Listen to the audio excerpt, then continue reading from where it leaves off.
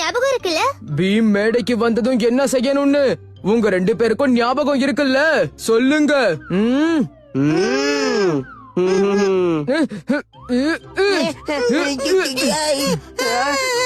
இப்போ ஞாபகம் வந்ததா? ஆமா தலைவா, எல்லாம் ஞாபகம் வந்துடுச்சு.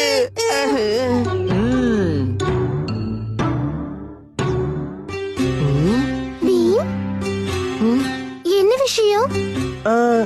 இந்நேரம் கிருஷ்ணா இங்க வந்திருக்கணுமே.